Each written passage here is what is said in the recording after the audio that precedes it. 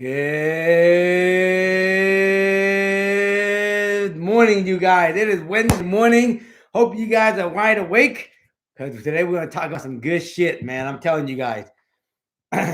Look, here's the thing you can learn from your own mistake, or you can learn from other people's mistake.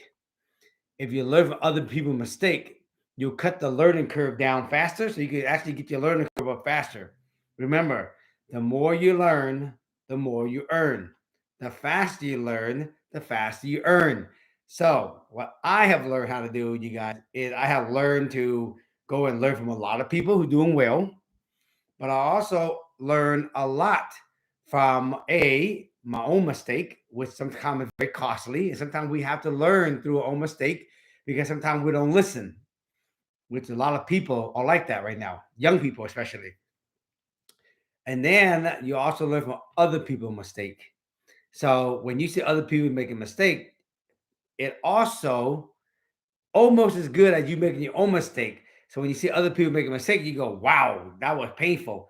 And you say to yourself, I don't want to experience that to myself. And so that's why, you guys, that today I want to share with you guys some of the things I learned early on in my career about real estate investing. Now, I'm going to tell you this. There's a lot of young people out there, all right, that are ambition, go getter, which they should because they're young and they what you call it. They want to, they want to, go for the shooting for the moon. I was too, but also they don't know what they don't know, and so they sometimes hear the OG people saying certain things, right, and it goes through one ear, go out the other ear. Some of them pick it up. If you can learn how to listen to the old OG people on the strategy and the tactic and the thing they learned, right? And then you go out there and you learn some of the new stuff that's happening. You apply the two together and you're young, your ambition, you would do well. But what I see these days, a lot of young people, they just going butt crazy out there, right? And they're going a zillion miles an hour and they're not even paying attention, especially in the real estate investment game. So I'm going to share with you guys today some of the things, some of the mistake that I made on my journey in real estate. And so I tell you guys, okay, this, please. I still see people making these mistakes, especially the young people. If you ask the OG people, they will go, yes, the stuff that that's talking about is valuable. You talk to the young people, they're like, fuck what that's saying. Right? We're going all out, all on red. Let's go. You know what I mean? So I'm gonna tell you guys, these are the basic three that I screwed up on. If you're gonna invest in real estate, okay, take these 3 points to heart. And I tell you, there's gonna be some people like, oh man, right? It's hard to do that because your ego want to do something totally different. Your ego is gonna say the stuff that that's just talking about right now. It seemed like it's gonna slow me down. I need to try to eat the whole elephant all at one time.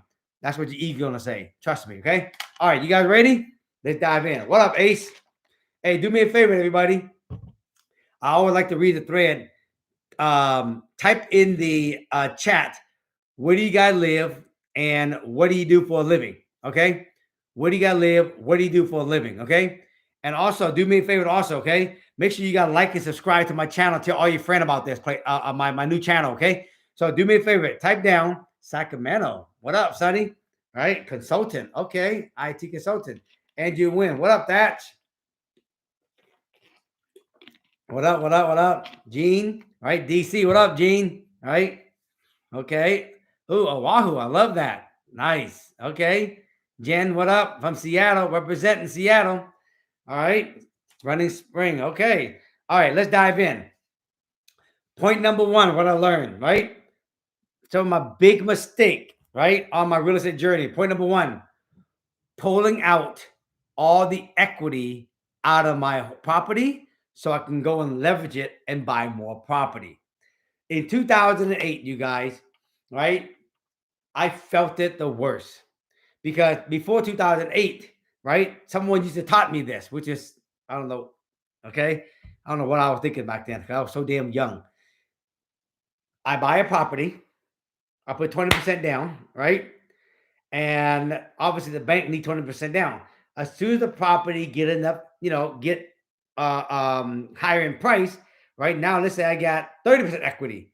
And what I do is that I will refinance, right, the property, or I will do a HELOC on the property, and I will try to get as much equity out of that property, okay, as much as I can out of that property, and then go take that money and buy another rental. Now, when I did that, I had a high mortgage on my primary, not primary, but my property. I pulled the money out. And I had a super low standard back then. If I pull the money out of this property, if I could just break even on cash flow, I'd be good, which is a no-no today. And then I take that money and I go buy myself another rental property. And I justify by saying this: if I can just break even, maybe come out of pocket $100, $200, $300 a month, I'm good because I got two property now. Okay. And I did that, you guys, for many, many years. Okay. Yes, I had a lot of property, but the thing about it is that I had very little equity in them and I had very little cash flow. So I can justify by telling people I have a lot of property. I was younger, but these property were maxed out in leverage, very little equity left in these property. Okay. And the cash flow was basically almost damn zero. But again, I will tell people, yeah, I own a lot of property, blah, blah, blah, blah, blah, but super low standard. Okay. And when the market was good, you guys, I was like, what's up? You know what I mean? I was feeling it, thinking I was doing something, right? But then my real learning lesson was in 2008, you guys, when the market just took a dive, a bad dive. And all of a sudden, renter, right, started not having money and they have to go and live with their mom and dad. And the problem is now all of a sudden I got a bunch of rental all vacant at the same time. See, sometimes we own rental property. Sometimes all your rental don't actually go vacant at the same time because somebody will go here and then you can lease this up, someone will leave another one. But in 2008, it seemed like everybody was fucking hitting the eject button, getting the hell out of there. So I had multiple property. You guys, I probably had, I would say probably $50,000 a month in negative cash flow because I wasn't making no rent, right? And I was paying the mortgage. So here I am, right? Have a massive rent going out. And the worst part of it, you guys, I couldn't sell the damn property because number one, I already did have no barely any equity in the damn property. And then to make it worse, the market's going down. So I'm upside down on majority of my property. What's the purpose of owning all these rentals, guys, if I didn't have no equity in it? And if I need to sell it, I couldn't sell it. And to make it worse, when the market took a dive, the renter took off, right? And the market's diving, and my fucking equity wasn't nothing in there. I was fucking stuck. And you guys, it's the worst feeling, man. You put in the corner and you got no cash flow coming in and your damn property upside down. That shit was painful, man. And you know what, you guys? I didn't want to give it back to the bank because it would mess up my credit because I was still doing some new construction at the time, getting bank loan, and I can't screw up my credit. Now, you gotta know, I used to sell real estate and I still sell real estate too. That's how I was making $1 million a year selling real estate. But I was investing more in real estate.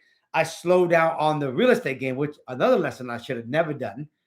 I slowed it down and my income started coming in less and less as I was spending more time investing. Now, if you buy in property and you barely get enough cash flow, how the hell are you going to eat? You need to eat from the real estate commission. But I wasn't thinking because I was too young. So bottom line, you guys, I had to fucking pull my bootstrap up, raise that shit all the way up to my goddamn hip, and I had to fucking start my real estate business and go out there and start drumming my business, calling my database, asking them, do they need real estate assistant? It felt uncomfortable doing that because I felt a little bit like I was this big guy right here, and all of a sudden now I'm going back and asking for a client, do they need help with real estate, and I'm going to help them, which again was an ego thing. So for 2 years, you guys, for 2008 market, I held all my property and I basically worked my ass off, sold a lot of real estate to make income coming in the front door so I can pay the damn mortgage until the renter starts to come back in.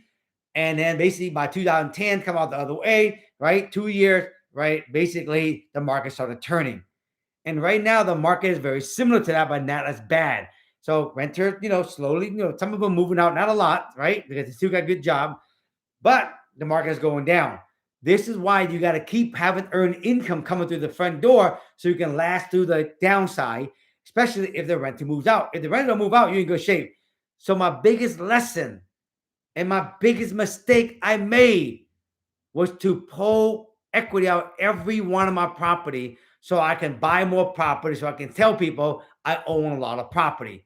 Today, if you guys in my springboard coaching, right, a lot of you guys are, Gene and all you guys know I preach today. You got to keep the earned income coming in. And if you're going to own rental property, we got to have minimum 25% equity in the damn deal. If you're going to do a HELOC, make sure you're only taking everything above the 25%, not everything below the 25%. Or you're going to refinance the property, make sure you leave 25% equity in the property and then pull out whatever you need to pull out. Okay? Otherwise, if you don't got enough equity, don't touch the shit. Go make some more money and go buy some more rental property versus pull money out of your damn property. And the other thing I was bad, you guys, was I also even used a HELOC, put a HELOC on my mom and dad's house and my own personal house. And when the market turned, I had to go make money to pay for the rental and pay for the HELOC on my parents' property and my own primary president. That is what they call stupid ass real estate investment move. Okay. And I still today, a lot of young people do that shit. Because you know why? They got this ego. I need to tell people on stage I have a lot of doors. But they got very little cash flow and they got no equity in the deal. If you need to sell it, can you sell it? And most of the time, most of these guys and gals, they ain't got no equity in it and they can't do nothing with it. That's one of the worst lessons. Okay. Now, let me add something with that. Okay. The reason why I did that because I didn't have a clear end game on why I was doing all this for. I didn't have an end game on how many property I need, how much passive income do I need to actually be truly out of the rat race, and why am I buying the property? I was buying just to buy, so I can say to people I own a lot of property, but I didn't have a strategy. That's what's so fucked up about it. That's why today when people come to me and say, "Thatch, man, if I sign up for your mentorship program, bro, you got a strategy, bro, that can help me?" I'm like, bro, I got a strategy. I fucking learned it from my own damn mistake. That's why the strategy, when I say to you guys, we need 25% equity, that's a strategy. People don't hear that shit, right? So, yes, today I'm very, very clear on why I'm buying property, right? And I'm also telling all my students they got to get clear on why they're buying property, otherwise they're going to put themselves in jeopardy. So, the biggest thing for me is I wasn't clear. You're going to hear that 1,000 times today, okay? The second thing, you guys, my second biggest mistake in real estate is this: trying to grow too fast and doing things and buying things outside my niche. I was trying to grow too fast and I got out of my niche. Okay. But let me tell you, when I started real estate, I started as a residential real estate agent. And what I learned from a mentor is this: I'm in the housing business, not the commercial business, not the warehouse business, not the mobile home business, not the casino business. I'm in the housing business. Okay, housing meaning house people. Either it's a residential property or it's a apartment property. Okay, there's three essential that human beings always need. One, food, water. Okay, two, clothes. Okay, three is shelter. I'm in the shelter business, people. Okay. Someone asked me yesterday, "Hey, Thatch, how come you don't do retail, warehouses, other than residential?" Because my niche, today I'm clear, is in the housing business, sheltering people. That's the business. That's the essential that I go after. Okay. If I was in the water and food business, I would be making good money. If If I'm in the clothing business, you can make good money. Okay. So here's what I wrote down. Okay. I was buying everything. Okay. And everywhere. Okay. And I was doing that because I was seeing other people out there that was buying everything and everywhere. And I made my own strategy, what I was buying in Seattle, wrong. Like, this is why I'm not going fast enough. This is why I'm not growing big enough. This is why I need to start doing some of what they're doing. So in Seattle, I was buying single family home. I was buying some small unit apartment building, and it felt slow. And I look out and I was seeing other people buying this, buying that, buying warehouse, buying this. And I was like, you know what? Maybe I need to do that because they're making way more money than me. And then I started spreading myself thin by buying everything and everywhere, thinking I can go faster and grow my net worth faster, which is a bad mistake. Let me tell you, bad mistake. Okay. So let me tell you what I was buying. Okay. I was buying um warehouses. No, no, no. I was buying my hold up thought. I'm gonna tell you in a minute. Okay. Let me say this. When you are following other people's game plan, you gotta remember they live somewhere else. So maybe public storage building is better where they live, and housing is better in Seattle. But maybe they're not into the essential, like housing people. They want to do something else outside the human essential. But this is where you got to get clear on what you want. I love this quote. If you don't get clear on what you want, you always going to be sold on someone else's goals and dreams. You better write that down, people. If you ain't clear on your goals, your dream, right, your game plan, you're always going to be sold on someone else's goals, other people's dream, other people's strategy. And that's a fact, okay? Give me some water.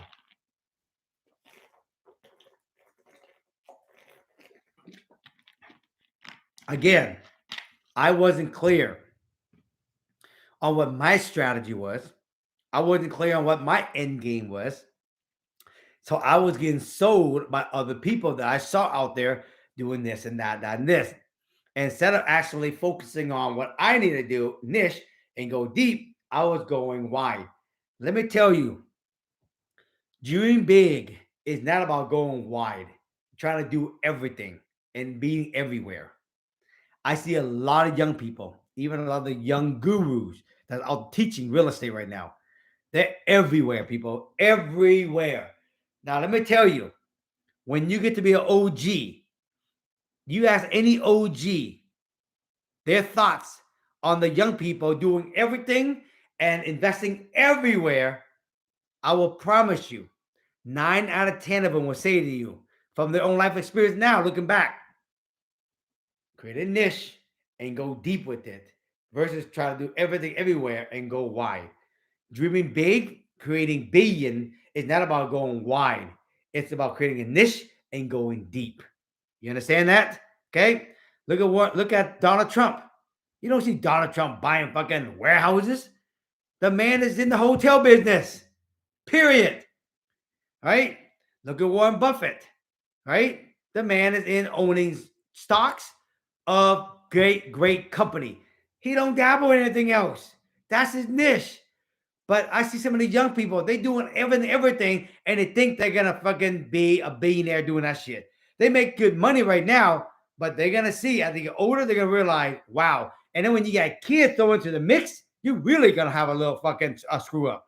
So again, dreaming big is not about doing everything and going everywhere. It's about being a niche, going deep. Me today, I'm clear. My niche, I'm in the housing business. I'm here to shelter human being, either house or apartment building. Okay. Third thing I realized, my biggest mistake I made in my real estate journey, buying the wrong type of property in the wrong location. God, I wish someone would told me this kind of shit. Like I'm telling you guys, okay? If someone would have told me this kind of shit right here, I could have actually had a lot of great less headache. My learning curve would have gone up faster. And this is why, you guys, the difference between when people sign up for my mentorship program with Springboard and other people, you guys, they might be able to tell you owning real estate, buy property, hold it, right? It's great. But the biggest thing they can't teach you is the life lesson that I have already lived. Yes, you might come to my mentorship program. I might tell you, yes, go buy that house for this price, put this much money in rehab, be at 70% all in, and have 30% equity. That's called the BRRRR. Anybody can teach you the BRRRR strategy, but not everybody can teach you life experience. And that's the difference between me and a lot of the teacher out there and the guru out there, especially the young one that teaching real estate investing.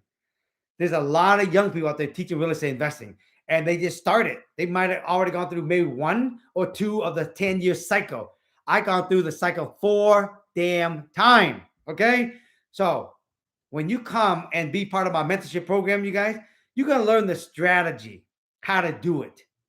But for the people that inside my springboard right now, if you guys are not asking me a lot of questions about my own life experience, the good time and the bad time, to get it out of me so you can learn, shame on you guys. Because why? You're not taking advantage. Why I'm doing this, you guys, to give you guys a little glimpse of the shit I gone through for the last 31 years real estate investing. And today I want to talk about the mistake I made. So when you ever come to my mentorship program, what I'm going to teach you is a lot from my own mistake, so that I will give you thoughts and idea and strategy to avoid the mistake I made, which you create your learning curve, go like this. And that's why very few other real estate teacher cannot offer that, because they haven't lived it yet. I lived it, and I'm still living it today, and I'm still investing today. So point number 3, buying the wrong type of property and the wrong location. Let me tell you what I used to buy. I used to buy property that was in moving condition on the MLS. Why do you think I always make fun ass video to go, don't buy this nice house, buy this ugly house? Right? I'm gonna continue to do that till I fucking die. I'll be 90 years old doing this. Don't buy this house, buy this house. Because people don't hear that shit. Okay? People don't hear that. I'm gonna tell you, the money in real estate is in the value add property, not the property that's already been value added already. But no one taught me that. I would buy nice, clean property that was MLS, top market value, and I can't even add no value, right? Is that a wrong strategy? No. Is that the most efficient, ineffective strategy? Yes. There's a lot of teachers that teach you guys, don't do the BRRRR model. Go buy a property already cleaned up and then rent it. Airbnb, Section 8, you know what I mean?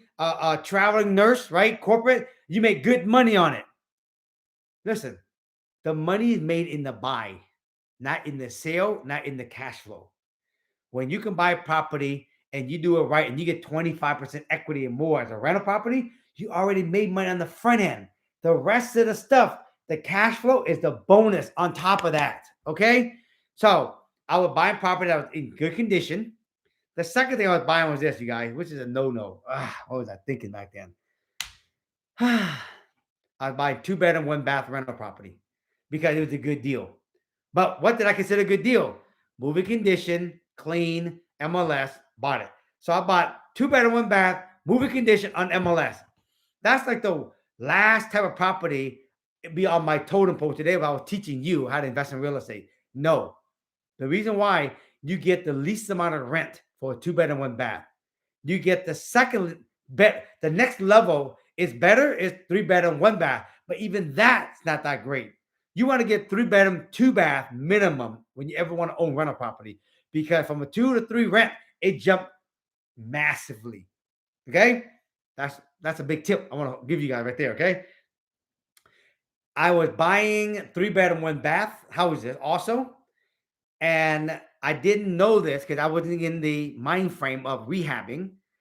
And I was buying 3-bedroom, 1-bath where the home didn't have room to add more bathroom without destroying the goddamn house. But I didn't know what I didn't know. So today, when I teach a lot of my students, you buying a 3-bedroom, 1 bath, or 2-bedroom, 1 bath, to have more bedroom and bath. Let's make sure that if we're gonna remodel, it's low cost remodel, get more bedroom and bath. Okay.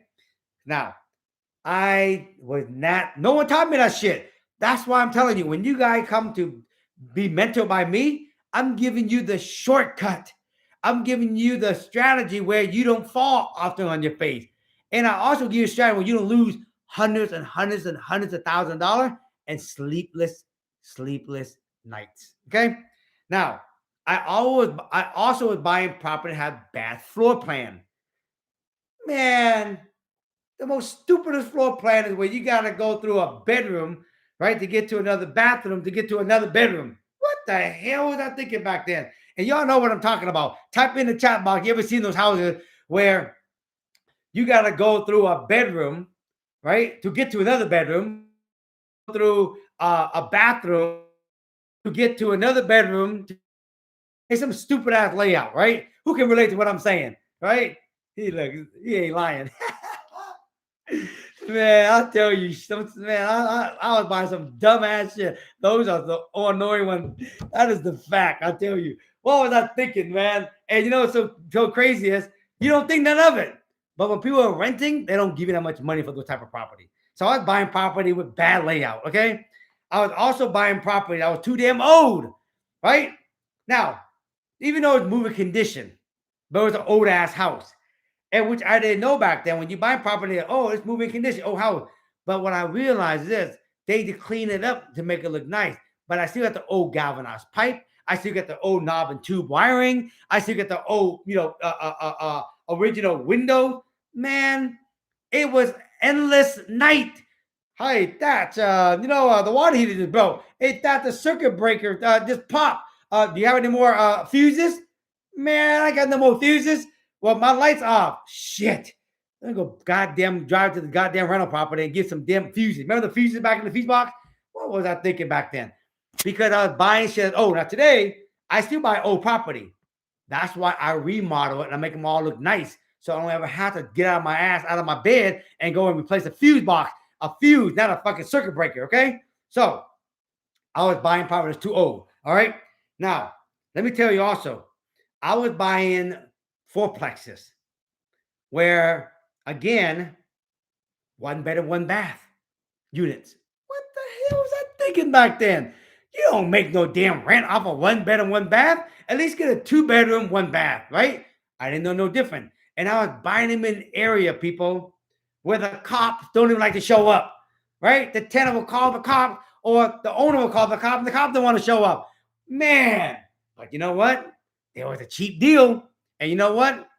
5 years later, 10 years later, I sold the property. Yeah, I might have bought it for 150,000. 10 years later, they're worth 160. Who can relate to what I'm saying on that shit? Okay, you got all sold like, oh yeah, man, that was a good deal. You kept the property for 10 years later, you sell the property, and all of a sudden the damn thing's gonna worth like 10 grand more than what you pay for it. You know what I'm saying? Oh my God, Sonny, man, where you from, dog? You relate to every goddamn thing I'm saying to you, okay? And then the last thing I'm gonna say is this, you guys. I was buying property in very low appreciation area. Okay. I would have a property for 10 years. I bought it for 150,000 and I justify, yeah, but man, they're a great deal. They're a great deal. You know what I mean? They're a great deal. Right? Yes. One of my good friend, he's from Imitation Home. He's one of the acquisition guy, right? For Imitation Home. You got to know Imitation Home. They're like all across the country, like Blackstone. And he said to me, Dad, we have a criteria box where we buy in. And he said, one of his lead came in, and this lead came in. They had a bunch of property over in this area in Syracuse, New York. Yeah, hey man, it's a great deal right now. Price has gone down. These houses here, we can buy them for like you could get them for like $80,000. And he says, no, thank you. Yes, I might be able to buy for 80,000 and make him cash flow. But 10 years from now, it'd be worth $85,000. And you know what? That's how much they probably bought it for, was fucking $80,000, right? And they still didn't make no money, these people. So I'm not interested in buying property where we don't have appreciation. That's what Blackstone say. That's what Imitation Home say. They need to buy property where they have appreciation. That's why they're in all the big cities. Okay, you guys like Texas and Vegas, right? And Florida and all these areas, they want the appreciation in those markets. right? That's why they're buying single family. That's why they're holding it. So for you guys to go out there and buy property in the area where there's no appreciation and you justify for cash flow, one day when you sell it, you remember this video I made you guys. Shit, that says shit, man. Bought it for 80,000, 10 years later, it was 85,000. Damn. Yes, that's a fact, baby. That is a fact. Okay. So now the last thing I want to say is this, okay? I do not buy anything outside of basically what my niche is today, housing. Okay, I learned that, you guys, because I used to buy. I got caught up, you guys. I got caught up, and I was buying basically vacant land, letting it sit there. For people who buy vacant land and sit there, I'm telling you, it's a bad investment. The second thing I bought, you guys, was retail, which I didn't know much about retail, storage, and yes, I'm going to tell you this, invested in trying to do casino also and car dealership. I made a lot of money trying to do a Nissan dealership because I look out and I see my friend doing car business and he's killing it. And I wanted to buy a franchise, Nissan franchise business. It was $1 million, right? And I got done after my feasibility. I wasted a lot of money doing that shit. And so again, I thought those are things I can make money faster. And I realized going big is not about going dreaming big, going deep. So you guys, today, here's the takeaway I want you to take away. I wasn't clear on my end game. How much passive income do I want to have every month comfortably for me to retire? By what age do I want to retire? How much passive income? How many doors do I need? What's the strategy on accumulating the door? When do I start to pay them down and stop buying so I can get to my goal? I didn't have any of this strategy. Today, I learned it from my other mentor and I learned it from my own life experience. If you don't have a strategy, right, and a game plan how to reach your end game, you're just wasting time buying and flipping so you can make some money now, but you pay Uncle Sam a lot of money. You're not going to be able to retire flipping houses because all the money you already bought, right, and made, you're going to actually spend it on some dumb shit and put more money back on the table. And when the markets crash like this, everybody get wiped out. I just saw a YouTube thing where 5 or 6 big builder in Texas literally just shut the door down and leaving the new construction site halfly finished. They went broke.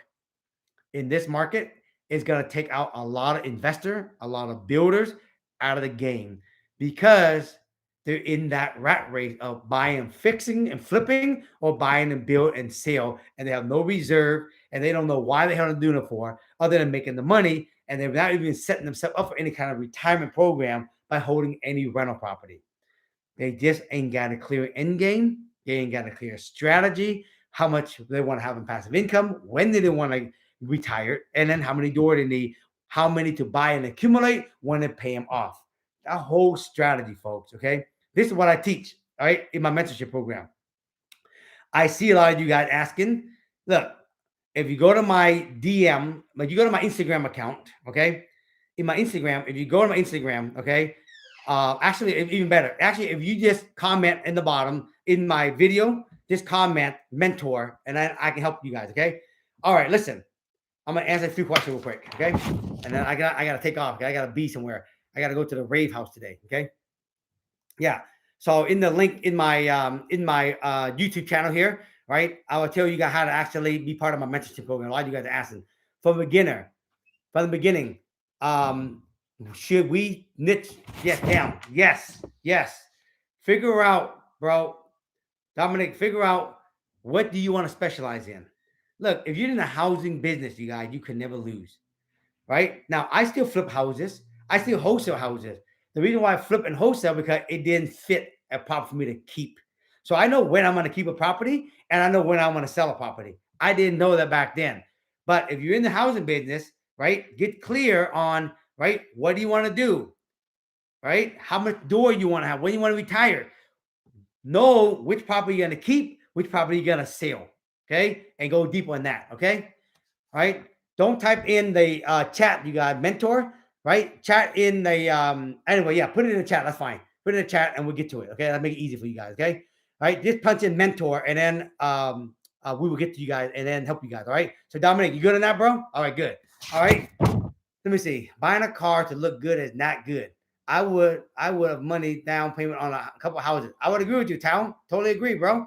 Totally agree. And sometimes, you guys, there's a time to actually buy a nice car. Listen, I was driving a motherfucking used ass Honda Prelude from 1991 all the way to like 2005. And then I bought me a used Acura Legend. My monthly payment was like $250, which scared the shit out of me back then. But dude, I didn't even get a nice car, like a used Mercedes SL 300, until like probably 10 years in the business. Okay. And I already had like probably 8 or 9 property by then. Okay. So, anyways, yes. Okay. What do you think about the new build? Look, I still build new construction today. You guys see, I build townhouses. Here's my niche today. I buy single family home fixer, not moving condition. And then in my area, we could put ADUs in the backyard. I built those and I keep them as rental property. If I cannot build an ADU, I just fix and flip them. Boom. Or I wholesale it.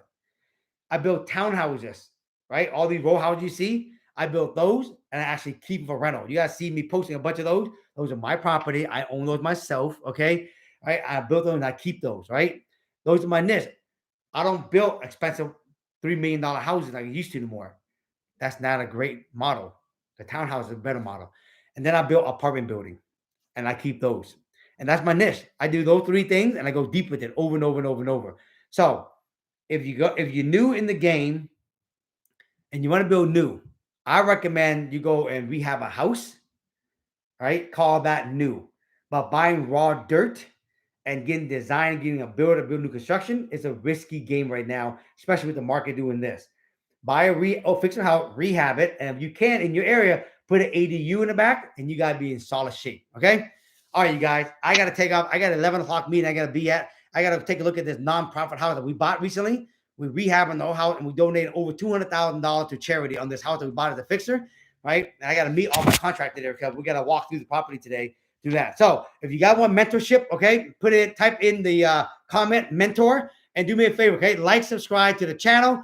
Please comment also, right? And please share this to your friend, all right? Have an awesome day, you guys. I see you guys on the gram or TikTok or YouTube. Peace.